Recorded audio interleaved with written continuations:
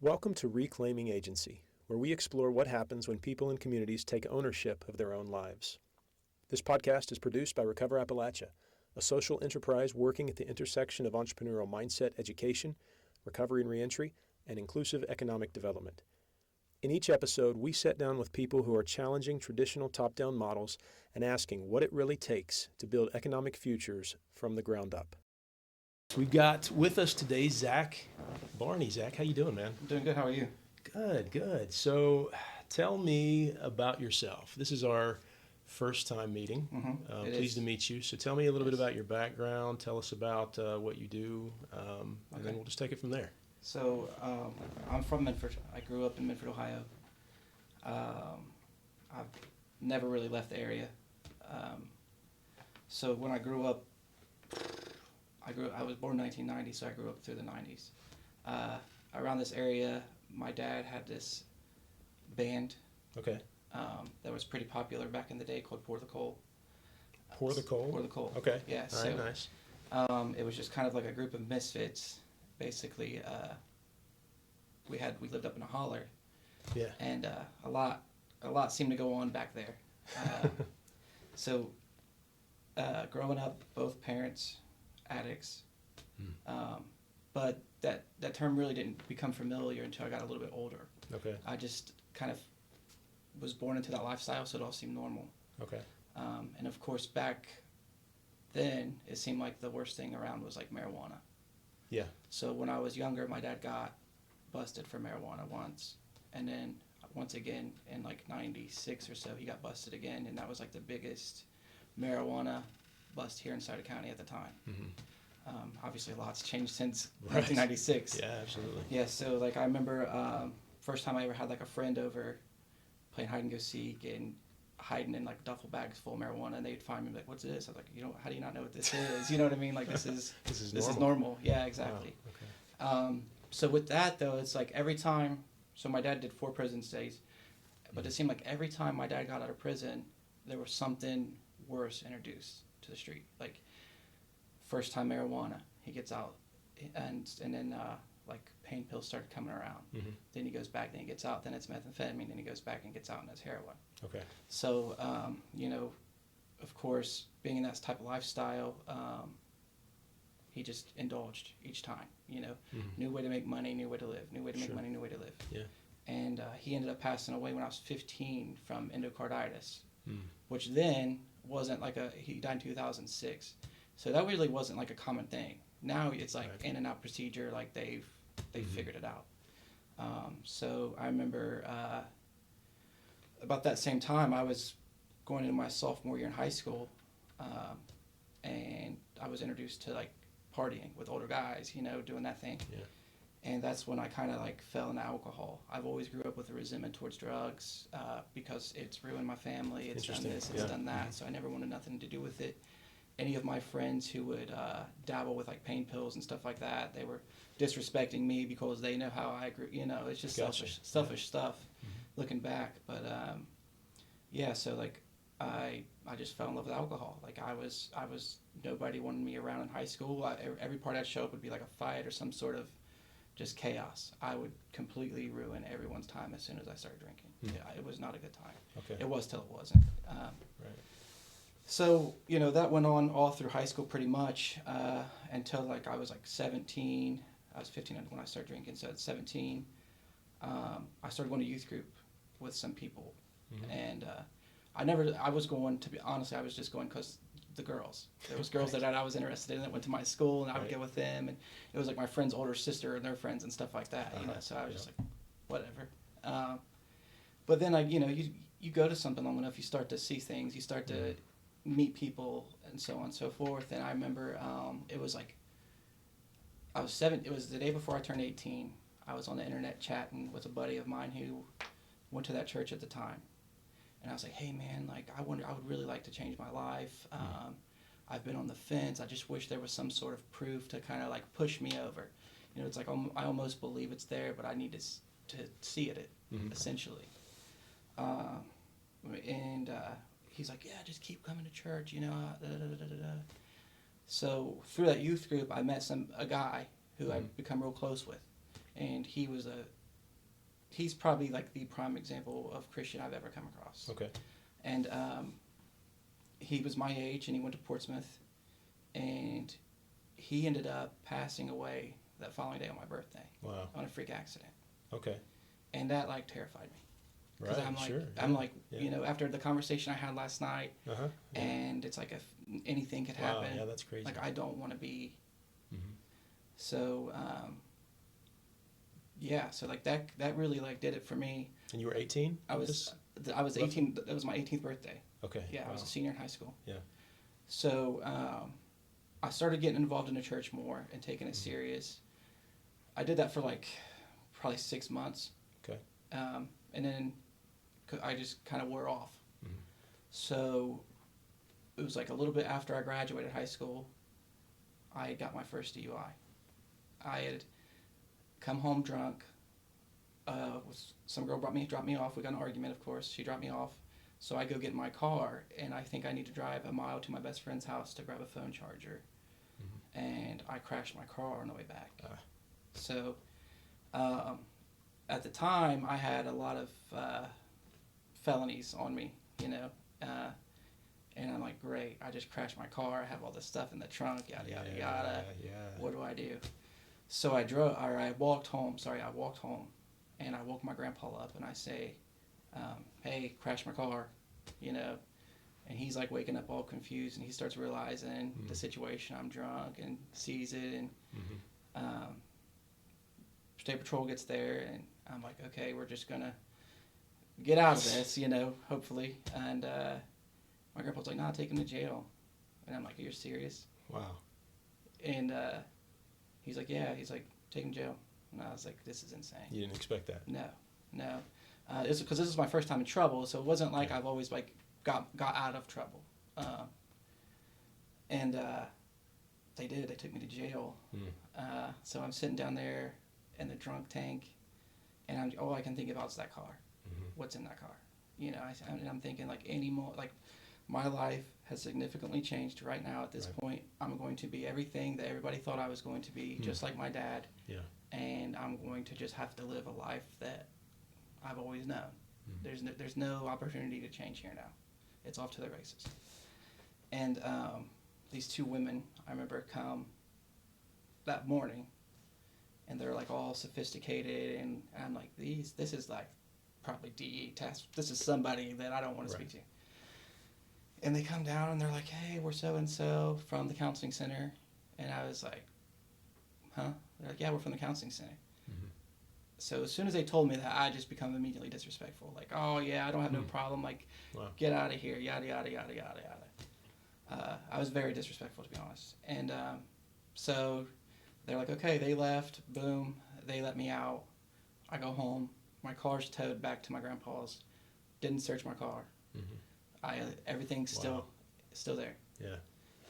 So then I just like called a buddy, and I was like, hey, I'm completely done with this. Mm-hmm. And that was it.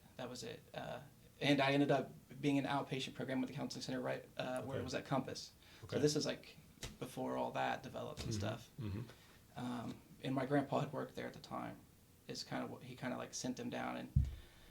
And what's funny is like growing up, my grandpa was always at these meetings, and I just kind of thought they were like work meetings. Yeah. And they were actually AA meetings. Right. And so like AA's significantly been a big part of my life before I even needed it, before I even realized it. So I ended up going to outpatient through there and sitting in a group with that lady that I was very disrespectful to, and just chewing on humble pie for a while. You know what I mean? And I stayed sober for a while. I got involved in a church big then. Okay. That was like my turning point. I got real involved with a church. I met some guys, and we all started playing music together. Okay. So that was my big thing. That was my big outlet. You were how old at this point? 18, 19. Okay. So started going to church, started getting involved in a church, Revolution Church, which was right here. It started right here. I remember. Mm-hmm. It started at the old PHS gym and then moved down to Chillicothe Street right down here. Right, yeah. So I was real involved with that. The guys that I was playing music with were part of the worship team and stuff like that. Okay. And we were playing like heavy metal outside of that. Yeah. And then we kind of like took it to like a Christian heavy metal. Mm-hmm. And we ended up like booking our own tours a couple of times, so I got to tour the country, and then we got to play big Christian festivals and kind of take off with that. Mm-hmm. So that was like my big, I guess, foundation in my sobriety at the time. Yeah. Which, you know, later on you realize I was just being abstinent. There was no like recovery. Okay. It was just kind of spiritual, and it's like, well, when that falls apart, what do you have to lean on? And I had no knowledge of recovery. So there was no like necessarily positive creative element to it. You were just not using. Is that what you're saying? Yeah, that's it. That's, you know, I was going to church, I was feeling good, and I was occupied by music. Okay. So it's like, well, that music's, you're not going to be in this band forever, right? So what are you going to do when this band stops? So, you know, that goes on for 4 years. Like, I can't even tell you the countless places I've played and shows and stuff, and just the experiences with my best friends is really what it was. It was great. So towards the end of all that, I'd met this girl who was significantly older than me, and her family were kind of more of a partier type of family. You know, they drove motorcycles and stuff, and I was this like skinny jean punk kind of guy, and they just were not having it. So I'm like, you know, I'm now invested in this, and delusional. I was pretty delusional because me and this chick, after being together 6 months, got married. Wow. Yeah. So, right into it. We were split up longer than we were married. So it finally got the dissolution. Wow. It took longer to get the dissolution than it was we were married. But during that, I was like, you know, maybe if I like, it's been a while since I've drank. You know, that thought of, I can probably do better now. I can manage it. Yeah, I got a better mindset now. Okay. So I started drinking, and really wasn't even like a month after I started drinking, we split up. Mm-hmm. So then it was just like. Due to your drinking? No, just it was just. It just wasn't working. Yeah, it was just an infatuation, is all it was. Yeah. You know, the idea was there, the attraction was there, and it was just gone. Gotcha. Yeah, I was I never even had a job before that. You know, she's 8 years older than me with kids almost half my age, and I just had nothing to offer, truthfully. So there I was, and that was it. Like, I was like starting to get jobs, but I was starting to lose jobs because I was going out, and that was it. I was just doing enough to do what I needed to do, with no responsibility. Mm-hmm. So, you know, that pretty much went on until this last time I got sober. Okay. In and out of relationships, in and out of jail multiple times in the meantime for that. Like, it never really, multiple DUIs never really stopped me. Yeah. After that, it was kind of like, well, I've been through this already. I know how to get through this, and we'll just do that and live my life. Not a care in the world.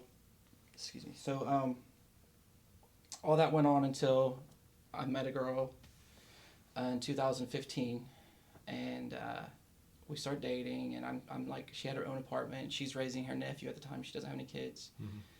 And I start staying with her, and it's pretty cool because, like, I'm just staying at her apartment. I kept saying, I'm waiting for this job to call me back, because I didn't really have a job. I was basically freeloading on this girl. Mm-hmm. And then finally she's like, hey, if you're gonna stay here, you're gonna get a job. And I was like, what? I was like, I'm waiting on this really good job. I mean, it'll come, just whatever. So she was serious. So I got a job. I got a job working at Vinyl Craft for like 6 months. Yep. Until the prison called me finally. Mm. So the prison called. It was like November, so it's like all these sequences seem to happen around my birthday. Interesting. Throughout my whole life. Yeah. Yeah, and it's insane. Hmm. So the prison called me. I'm up in training, and I come home first weekend after training for my birthday. She has me a birthday cake, and she's like, "Hey, look at this." Boom, she's pregnant. Mm. And I was like, "Well, what better time?" You know, I'm kind of like pulling it together. I'm getting a good career, and all this stuff is just seems to be falling into place. So we were excited, and we end up losing it. So and I always like seem to forget about that. It's like it's weird. Okay. It's like weird. Yeah. So we lost it, and then we just kind of continued living, irresponsibly. I was anyway. Like, I was still going out, and she would drink with me, but she would hate it, but she would still go do it, and I was just dragging her basically through the mud, and we continued this until she got pregnant again, and we ended up having our daughter in 2017. Okay. So I'm still like, through all this pregnancy, like I'm still out doing whatever I want while she's basically going through this by herself. So she is going through all this pregnancy. I'm like dragging her still. We have the baby, and she thinks like, okay, we'll have the baby. I'm gonna put my foot down. He's gonna have to change. And I probably did for a little bit, and then it just kind of just out of compliance. Yeah, I just think, but then it just got worse and worse and worse. I lost my job at the prison, but it was union, so I was able to get it back. And then I got it back for like another year, and then I managed to lose it again. And then that's when COVID happened.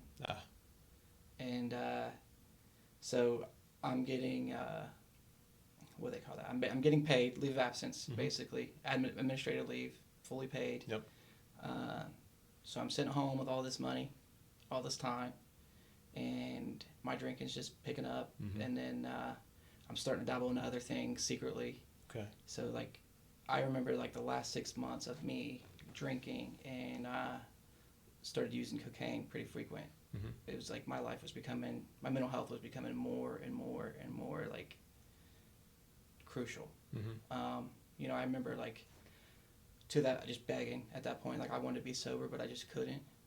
I just knew I couldn't. And I remember being drunk and thinking, I miss going to AA. I wish I had a reason to go, which is crazy to think about. You know what I mean? Right. Yeah. In the living room, drunk by myself. And so around November, my birthday again, I find out my grandma's cancer comes back.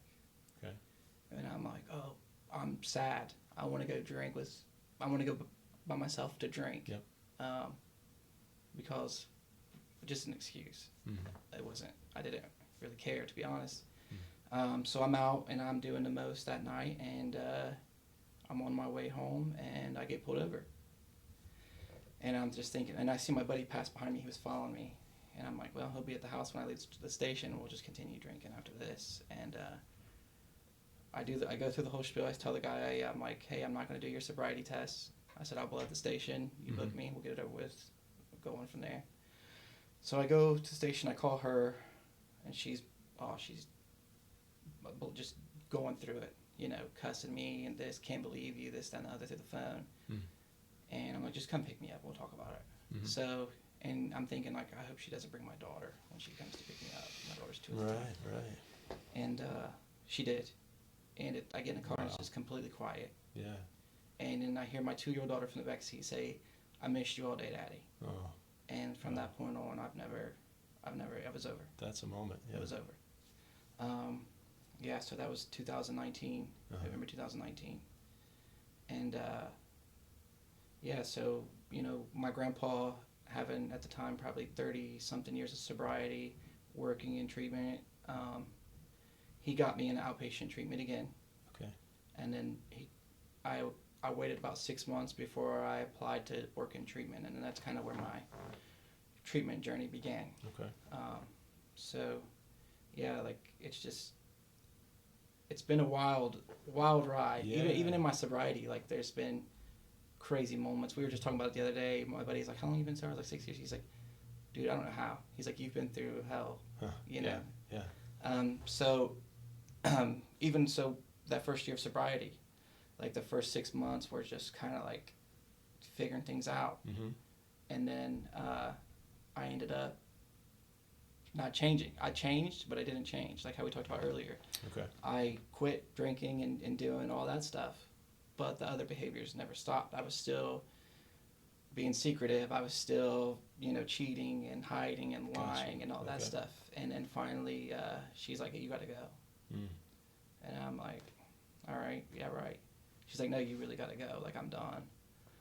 So she was serious, so I left. I went and stayed at a buddy's house, and during all that, I quit using all my medication.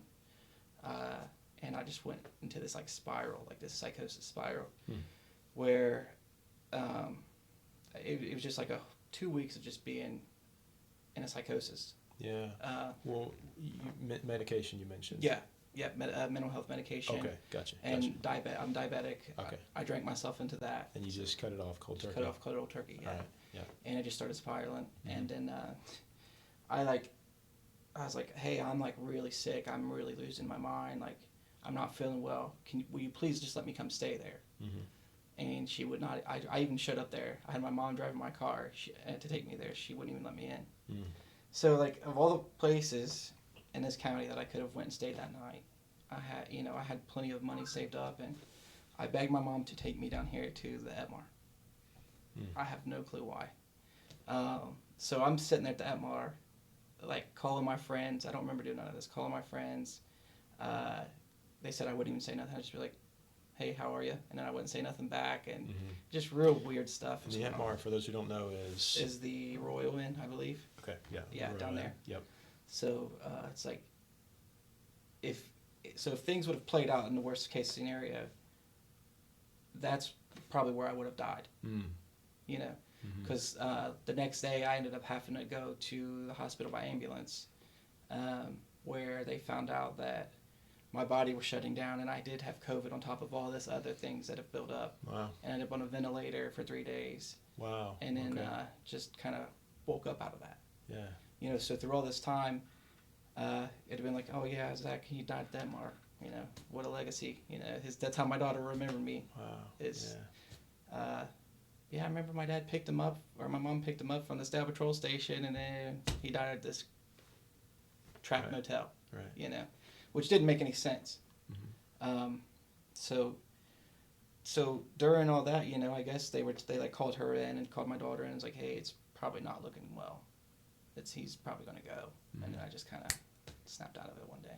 That's amazing. Ripped all the stuff out and fought a couple nurses, and they had to bring me back down, sedate me, and then slowly let me wake up. And I remember waking up so weak that I couldn't even like walk to the restroom, that I actually like urinated on the floor. And you get out of that bed and all those, it sets off that alarm, and they all come rushing in. And I thought I was like in some like private mental hospital. I had no clue where I was. Wow. This is a SMC ICU. I had no clue where I was. Wow.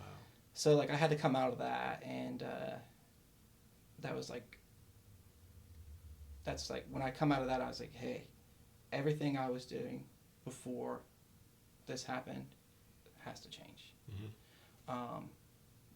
My behaviors, my thinking, my everything. I don't want to be this negative. It was kind of like that spiritual awakening part. It wasn't so much like, oh my God, I almost died, I got to change. You know, it was just kind of like a natural feeling like, hey man, let's try to do something different. Like look at this as like a fresh start. Let's get your mind right. So my grandpa was like, I'll sponsor you until you find somebody. And I'm like, well, that's kind of a conflict, you know what I mean? Sure. So I was kind of dabbling with him a little bit, because I thought that would kind of bring us together. Okay. And it did somewhat.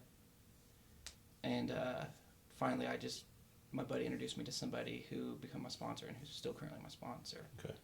And that's really when my life changed. Like, that's truly when my life changed.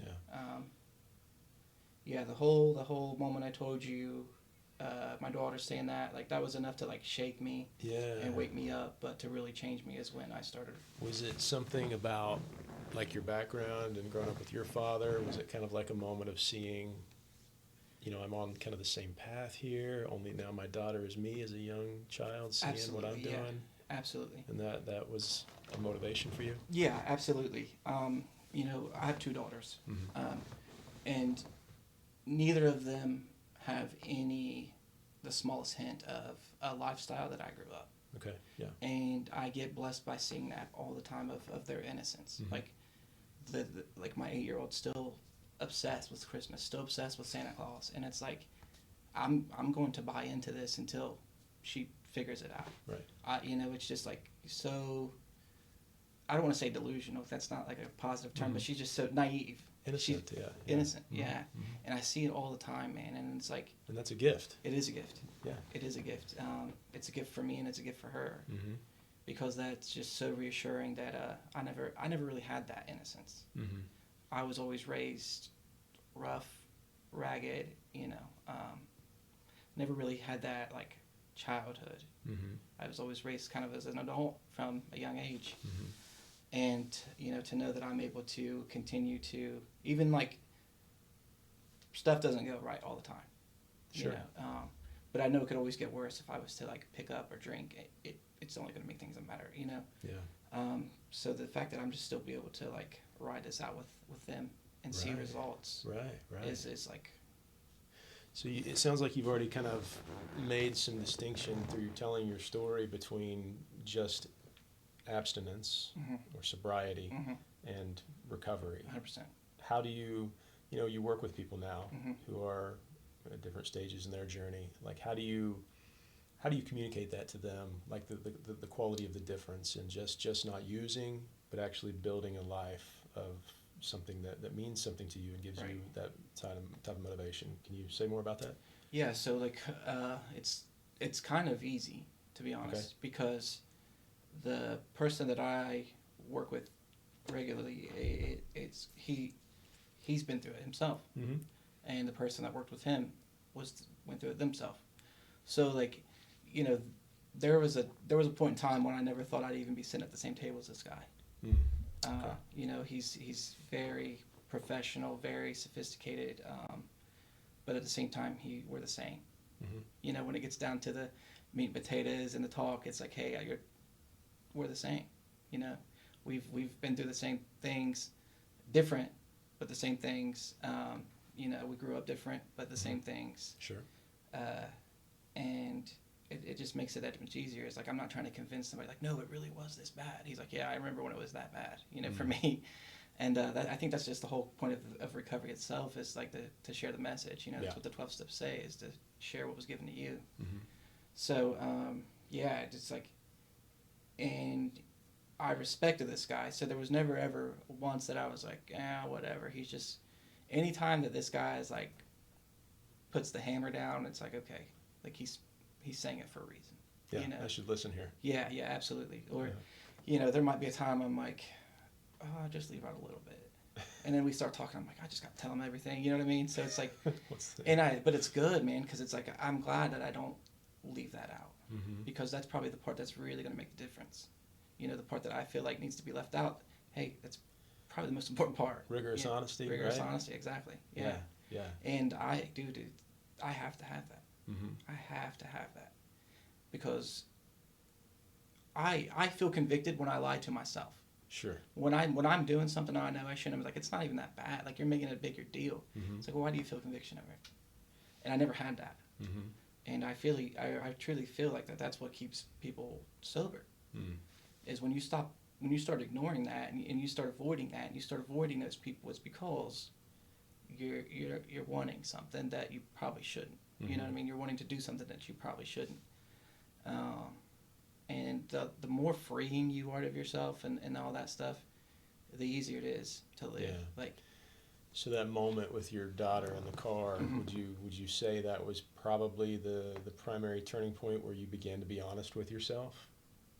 Or would you place it at different points along the way, before, after? I think I was honest with myself months before that. Okay.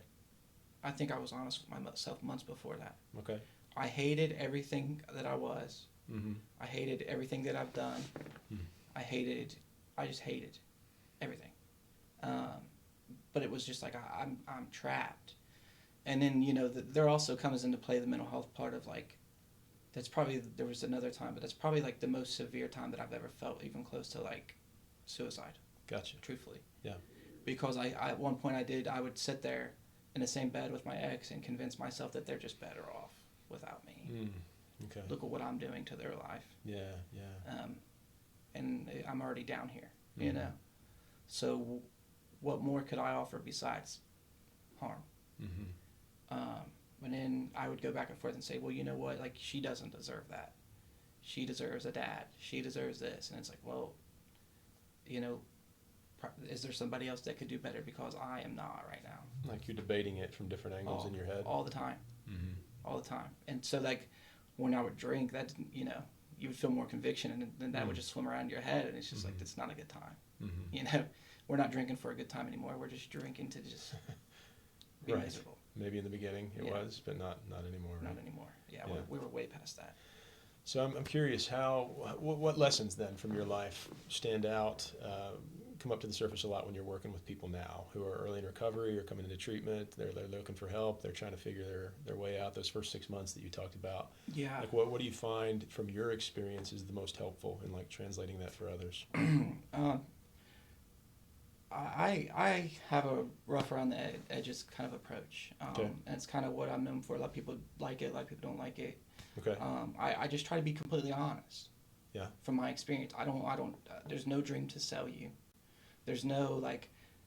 I can tell you that there is a lot of hope there, and this stuff does work. And if you do what's asked, and you take suggestions, and you do all these things, that I promise it will never be as bad as it was. Okay. But I'm not going to sit here and tell you, if you come with me, like if you follow me into this treatment agency, life's going to be immediately better. Mm-hmm. Your kids are going to fall into your lap.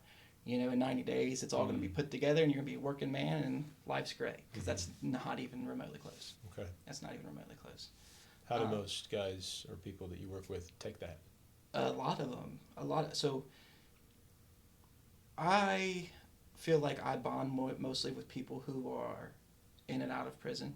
Okay. They kind of respect that honesty, that approach. Mm-hmm. I struggle probably more so with guys who are maybe helped out of a lot of trouble, like maybe some parents coddle, Yeah. That type of stuff, Mm-hmm. because it's almost like I'm just being a jerk. Mm-hmm. This guy's just a resentful prick. You know what I mean? He's Right. like, yeah. And but the rough around the edges kind of guys are like, yeah, They're in a better position to hear what you're saying. 100%. Okay. Yeah. And that's just me. There are people who are more empathetic. Not that I'm not, but they're better at being empathetic. Right. Right. Yeah. And who can offer a better approach for those guys, and that's and that's just what it is. You know what I mean? Yeah. Not that I will never help or I won't try to help ever, but my approach might be different for somebody. So guys who are coming in and out of prison that you work with a lot, I'm really curious about the impact that some of the systems that people who have struggle with addiction move in and out of a lot, like the justice system, the overall effects on them and their sense of agency, because that's what we're exploring here is how does an individual lose a sense of agency, feeling like I'm out of control of my life, the future's not up to me, right? There's nothing I can do about this situation, right? To a kind of a reclaimed sense of agency that, hey, the outcomes I'm going to experience come down to my choices, and I can make different choices, and I can take ownership of my future, and I can make it different than it was in the past, a lot like we see in your story there. So I'm really curious what you've seen in your work with guys coming in and out of prison, in and out of jail, how those systems affect them and their sense of, I can actually make a change here so that this doesn't have to keep happening to me or to my kids after me or whatever it might be. Yeah. What do you see there? I'll share this story real quick too. So like working at the prison, I worked here at Lucasville for 5 years. As a CO? As a CO, yeah. Okay. So like you kind of build this like resentment. Okay. As an officer, my personal experience. Gotcha. You build this resentment of people who are in prison, incarcerated, because like I'm not saying like the guys that are there aren't able to change, but it would take a lot. It would, because there's a lot of mental health. It's not easy. It's like not easy. Yeah. Yeah. Those are people are misdirected, thinking like everybody at Lucasville are there because they murdered somebody. Right. And that's not the truth. No. The guys that are there are the ones who can't function and operate in lower level security prisons mostly. Right. Yeah. There's murderers out there who are in level 1 prisons who are just kind and courteous and have changed due to the fact of their mistakes. You know what I mean? So you get to see a lot of unbelievable things there. I bet. A lot of actions there. So, when I got sober, I resigned from there, and I'm sitting in the lobby of the outpatient treatment I was in with a guy who just got out of prison.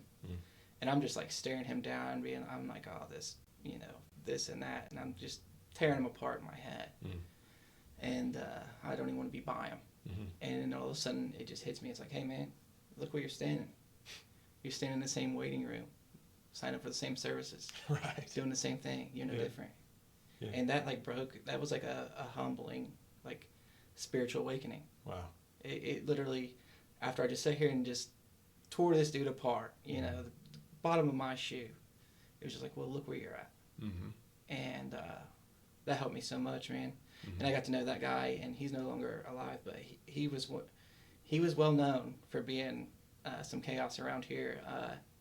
But man, he was such a kind and just funny and just helpful, just willing to help, you know, for someone who had been through whatever he'd been through and incarcerated in and out, and just, he was just so selfless. Yeah.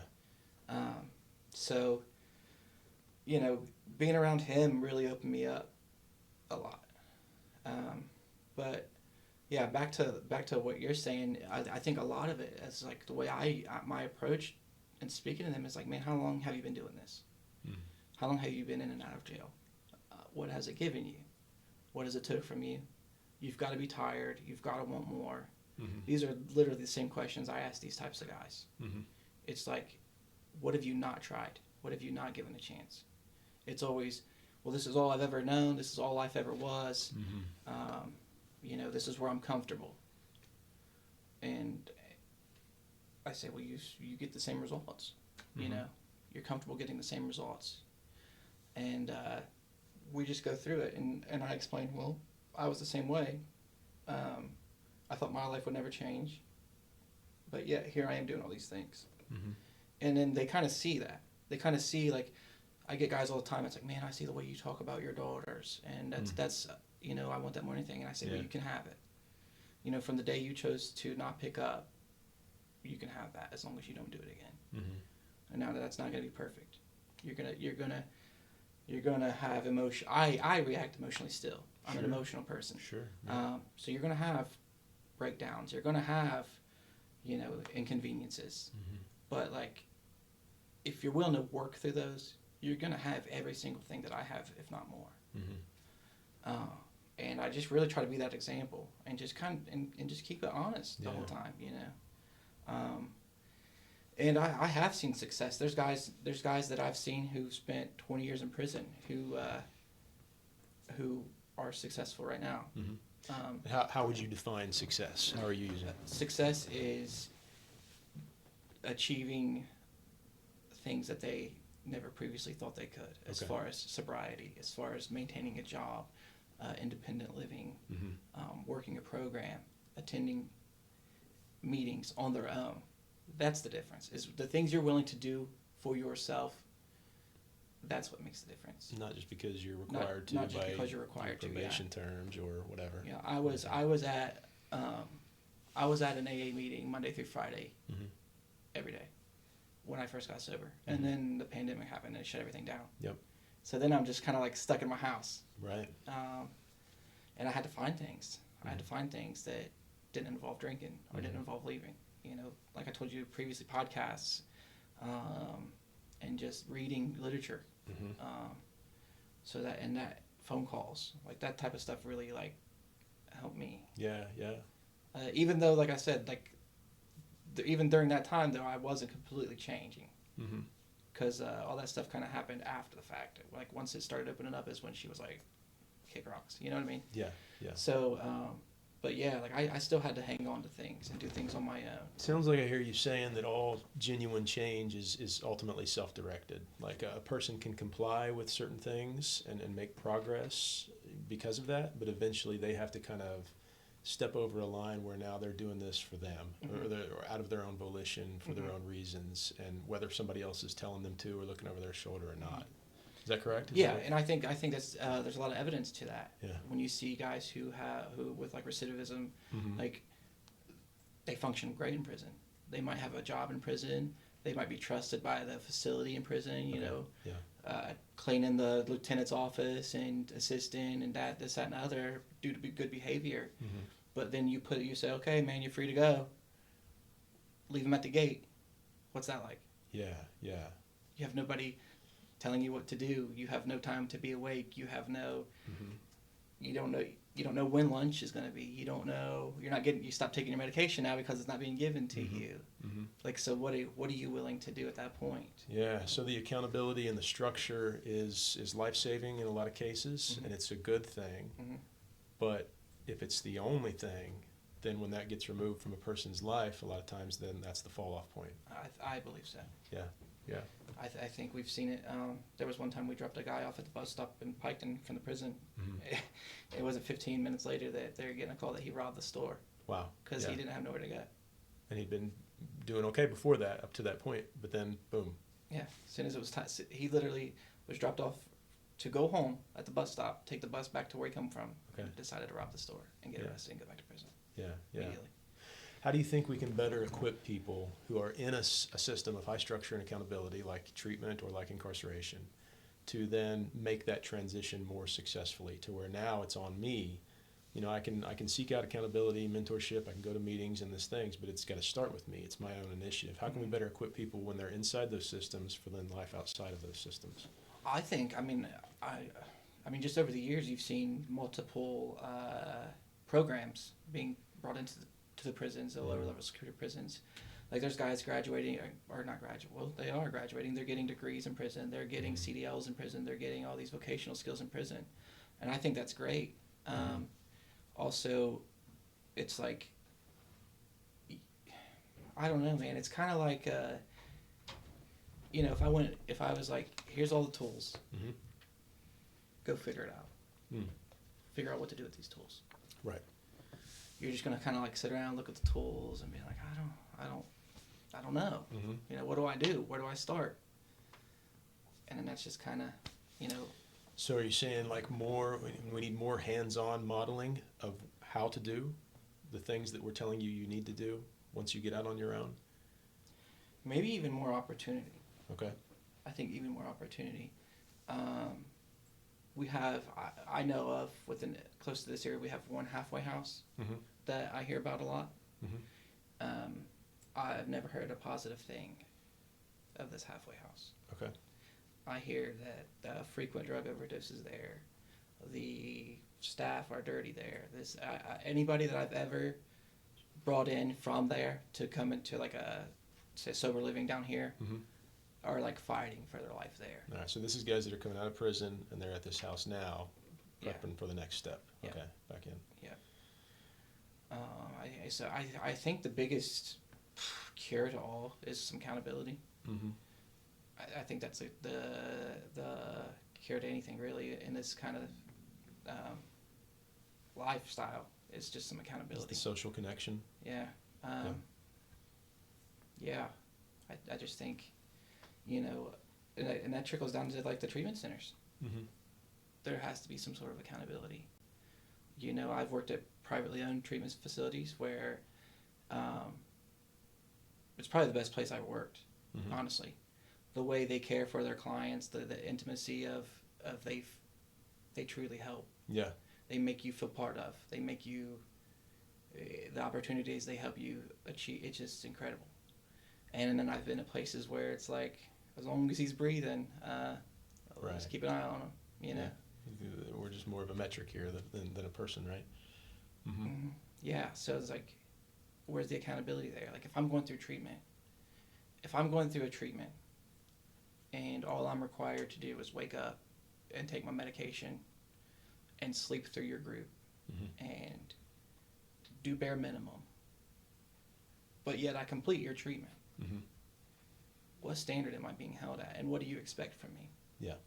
Do you expect me to go out and just be successful? What type of long-term outcomes can we really expect, from that kind of bare minimum compliance only, right? And a new thing, and I'm for it. I'm for anything that's going to help somebody. Sure. Don't get me wrong. Yeah. And like I said before we started, just like this is my personal experience, my personal belief. This does not reflect anything or anyone or any, and harm reduction is huge now. Yeah. Harm reduction is huge now, and I'm all for it. Yeah. I'm 100% for anything that's going to help somebody. But to what standard? Is harm reduction just bringing you in and giving you your medication and just so you're not dead on the street? Is that enough? Right. I don't think that's enough. That might be enough to keep you from dying, but that's not going to help you be who you are meant to be. Sure. Yeah. So there's different touch points that are meeting people's needs. And if it's just on the street, I'm trying to help people stay alive, right? To responding to the need for extra help, for treatment, for whatever it is, getting them into these channels where they can connect with other people. Yeah, so kind of a whole holistic wraparound, full continuum of care, right? Mm-hmm. I don't work in the treatment field. Sure. I never have. I've never worked on the clinical side. So at best with me, it's through guys like you or my observation from the outside looking in of trying to wonder where are those gaps where people like slip and fall through the cracks, because there's not a bridge here for them to get from this point to that point, whether it's from the halfway house back in or whatever it is. So I'm sure we could do better at that, right? Yeah. Oh yeah. And there are places who do wonderful. Yeah. But they can't take the whole community. You can't. Yeah. One institution can't do everything. Portsmouth would literally look like people accuse it of being. Every house would be a treatment facility. Every house would be a sober living. You'd have all these. Right. If we could accommodate all that, sure. Portsmouth, that's really what it would be. Sure. But at the same time, like, these aren't meant to be permanent homes. These aren't meant to be. At some point, you got to be held accountable. Yeah. So eventually, we want people well enough, recovered enough, empowered enough, however you want to put it, to where they can stand on their own 2 feet. I think that's the ultimate goal. Right? Mm-hmm. They know what they want, they know how to get it, they've got some skills, they've got the connections, they know where to turn for help when they need it, they're plugged in, there's accountability, and they're moving forward in life without living or dying by the structure that's kind of keeping them up. Is that a good way to describe it, maybe? Yeah, I would agree. That's what we're trying to help people too? Yeah, I think so. Yeah. My opinion. Yeah. Because you can't, that family you've always wanted, those kids you've always wanted back, that job you've wished you've had, that relationship, you can't bring all that into a sober living with 6 other guys who are learning to fold towels for the first time and stuff like that. You know what I mean? Like, sure. You got to want that for yourself. Yeah. You got to want things. You got to want more for yourself. Mm-hmm. Complacency and then there are people who have been in treatment for like 6 years because they complete, they don't know what to do, they go relapse, and they go right back to treatment. Some don't make it back. And I've known plenty of people like that.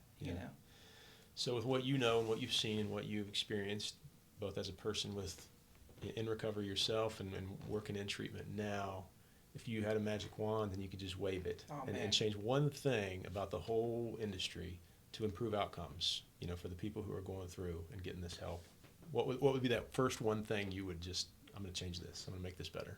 What would that look like? Standards. Okay. The standards, yeah. So standards of care within organizations, you mean? Yeah, I think so, right. Yeah. Because I think, the idea of me going to treatment is for what? To get better. Sure. To do better. For myself. And like I said, if I just go to treatment and I'm just required to do the bare minimum, I don't even have a chance from that. From that point on, I don't have a chance. Gotcha. You're not even giving someone the chance. Yeah. So, to be held to a higher standard and people expect things from you. My daughter expects for me to show up every day. Yeah. If I don't, who's going to be hurt? Yeah. Yeah. So you want people to expect things from you. It gives you motivation. It makes you feel good. It makes you feel part of. The people you work with, like in the nonprofit and stuff, like you guys depend on each other to a higher standard. Yep. If you're trying to do all these things that you're trying to do right now, but you're just like and everybody around you's like, whoa, like what? So what standard are we held at here? Yeah. Yeah. We have to be good as the least valuable person. Yeah, to know that somebody is depending on you. I mean, that's a powerful motivator, to take responsibility for your life and for your life in all the ways that it also affects that person, right? That's strong. Even yourself though, because there's guys who don't have that. There's guys who don't have kids or family even, and they're just kind of out there on their own. And it's like, so you're telling me, and I do, man. I keep it real. I try to break it down to the littlest thing. It's like, so you're telling me that you're okay with this. You're okay with sleeping outside in freezing temperature, not knowing when you're going to eat, or if you're going to live, or if the next time you do dope, you're going to wake up, you're okay with that. Mm-hmm. No, it's awful. I hate it. So let's fix that. Mm-hmm. Let's start there. Let's not do that no more. You know, like, let's do something we're not doing right now currently. Mm-hmm. Let's just be open-minded. A lot of times is you're open-minded and you just sit still, you're mm-hmm. going to learn something. Yeah. You're going to pick something up. You're going to see. You're just going to see. Your eyes are going to become more clear. You're going to see. Look around. When you go to a meeting, listen to the people. Like when they say, oh, yeah, I got 30-something years of sobriety. Mm-hmm. It's like, well, he didn't do that by giving up. He didn't do that by staying homeless and doing this and doing that. You know, he put effort in. He did the suggestions. That incentive you mentioned earlier, that we all experience, that temptation to stay with what's comfortable, with what's familiar, but mm-hmm. because it's comfortable, because at least we can predict it, mm-hmm. and that gives maybe almost a sense of control. If I can predict, you know, what I'm going to experience today, even though I don't like it, I know it. That's kind of almost a twisted kind of sense of agency, I guess. You know, so how do we encourage and help people to break out of that and see, like, yeah, you may need to move into a different environment here that you're not familiar with, mm-hmm. and that might make you uncomfortable, but if that's going to help you become the person you want to become, be the person you want to be for yourself and for those that you love or that you're surrounded by, then that's a different kind of taking ownership and agency, right? Yeah. So getting people past that point of like, I'm going to stick with this even though I hate it because it's comfortable, at least because I know it. Mm-hmm. You know, that's tough. Well, that just goes back to like, well, what's the results? Yeah. You get the same results. Sure. So if you're going to keep getting the same results, we got to change them up here. Yeah. And you know, while you were saying that, I was thinking like about myself currently. Like I still struggle. Like, I've built this bubble to where I live alone. Okay. I don't really socialize. I don't go out, but I'm also not happy. I'm not happy when I'm comfortable. I'm comfortable sitting watching movies by myself. Yeah. Not being bothered. Mm-hmm. But I'm not. But I'm always like, man, I'm just lonely, and I'm this and that. It's like, well, hey, dude.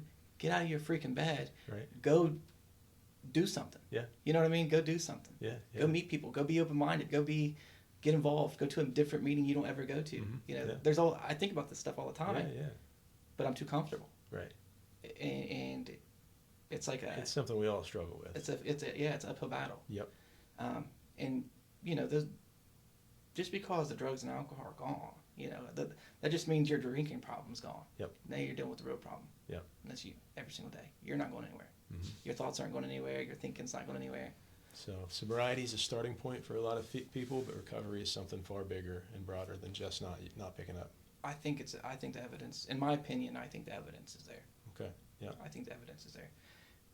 You know, because I know people who've never struggled with addiction or alcoholism, mm-hmm. who work 9 to 5 and are married and have kids, and they're completely freaking miserable. Yep. Absolutely. Because they don't do anything. Absolutely. Yeah. They think they're stuck. Yep. Yep. And I think that's what fails a lot of people, is that feeling of being, well, this is it. Yep. You know, when I sat there and laid in that bed thinking, well, this is who I am. I'll never do better. I can never be better. When I was, you know, really trying to like convince myself to just do it, it's like, well, there was also something like, hey, you can, you will, you should. Yeah. And you know, I'm here. Yeah. For a reason. Yeah. So, for sure. Well, I'm glad you're here, man. I appreciate it. Yeah. And it's great to just learn your story.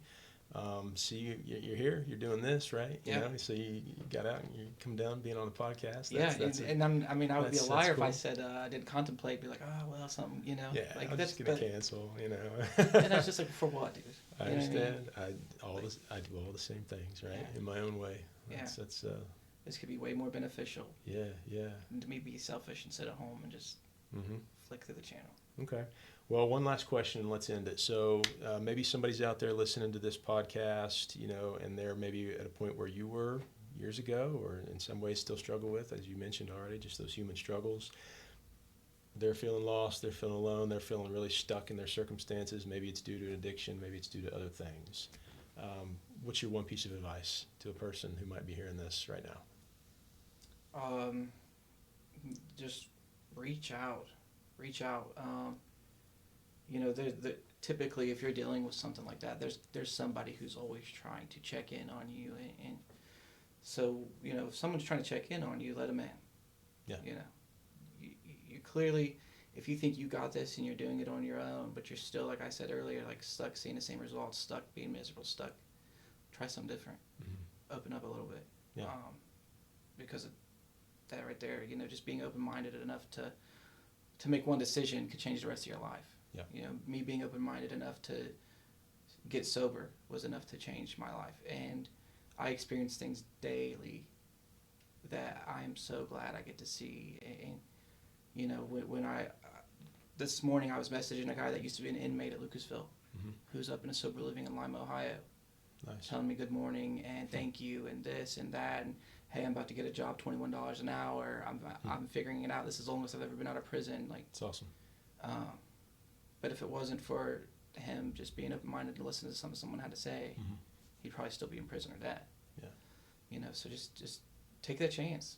Yeah. You know, at your worst, you've already lost everything. So what more do you have to lose by taking a chance to do something positive? Yeah. That's how I look at it. So just be open. Just be open. Just be open to something that won't be easy. No. Regardless. No. But just be open. No. It's still not easy, but it's better. It's so much better. Yeah. I know it could be so much worse. Not easy, but better. Not easy, but better, for sure. I love it. Yeah. Zach, man, thank you so much. Thanks for having me, Josh. Appreciate it. Okay, one of the things we're going to do with Reclaiming Agency is at the end of the conversations that I have with individuals, I'm going to try to synthesize the major themes that stood out to me as the host and then make sense of them with you. That's what we're here to do, is make sense of all of this. We felt it was important to start with our first episode with a person with lived experience. Everything we do at Recover Appalachia, we want to be grounded in the perspective and the experience of individuals who have been there. They've been in prison, they've been in jail, they've been in recovery from an addiction or a substance use disorder. They know what it's like, and they know how communities can help people in that, coming from that place. But in terms of a guest, Zach, this was the very first time I'd ever met Zach. I've heard good things about him. I'm really happy to meet him, but I really appreciated the way he showed up and was present in this conversation with me, a person he had just met for the first time too. He talked about his rough, straight shooter, no nonsense approach to helping people that he counsels, and I could see that about him. I got that sense, but I could also tell he was a person of empathy, and that came out in, for instance, the story he shared about the prisoner at Lucasville when he was a CO, and how he immediately checked himself when he realized that he was judging this person and distancing himself from this person rather than recognizing their shared humanity and struggle. Even though their backgrounds were different and choices were different, they shared a lot in common. So I appreciated that Zach was willing to do that with me on the spot like that. Really the through line, I think, through a lot of what he shared was this vision of recovery as something more than just abstinence or sobriety. That might be a necessary starting point for a number of individuals who have, for instance, developed a chaotic relationship with substances. You've got to start there to get your head straight and get your feet back under you and begin to think about life differently, but it doesn't stop there. And recovery is something far more robust, creative, generative. It has to do with a person creating a life that means something to them, that matters, and that helps them become the person they want to be, according to whatever their definition of success is, so that they can show up in service and love for the people that they care about, and they can be a person that they feel good about being when they go to bed at night. So I appreciated that view of recovery from Zach. Of course, we talked a bit about how there's that drop-off point for people who leave a highly structured environment, whether it's incarceration or treatment, and they're not equipped with the skills that they need to navigate just the complexities of everyday life, and how that can often lead to relapse and recidivism. This is a big gap that we're seeking to fill at Recover Appalachia, and that really came out in the conversation as well. So we have to do a better job at preparing people for life. How do I navigate uncertainty? How do I respond to setbacks without letting it derail my progress? These are big challenges we all face, not just people in recovery. And that I really appreciated about Zach, his ability and his willingness to really be vulnerable with me. I mean, you got to see that. You saw him self-reflect in real time. Based on the conversation we were having, he was willing to try to take that as a mirror and look honestly at his own life and apply it to a struggle that he feels he's having personally right now.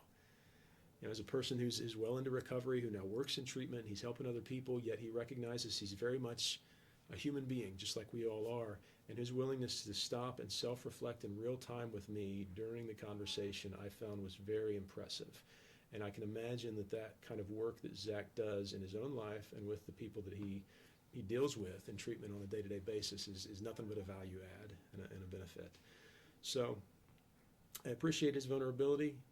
I appreciate you all for listening. Hopefully, maybe you get that sense that came through in Zach's sharing and his story, that maybe there's not so much of a distance between us and them. Whether you consider yourself a person in recovery, whether you've had experience in reentry or not, if you haven't, you might be tempted, as many people are, to think that there's a big gap between us and them. And maybe at the end of the day, it's not so much. And so I want to thank Zach for his willingness to come on and share in a way that really brought that out. And I hope you benefited from it as well. All right? Till next time. Thanks for listening to Reclaiming Agency. If today's conversation sparked questions or challenged how you think about recovery, entrepreneurship, or economic development, we invite you to keep exploring these topics with us. You can learn more about Recover Appalachia and our work at recoverappalachia.org, and you'll find additional resources and upcoming events linked in the show notes. Until next time, thanks for being part of the conversation.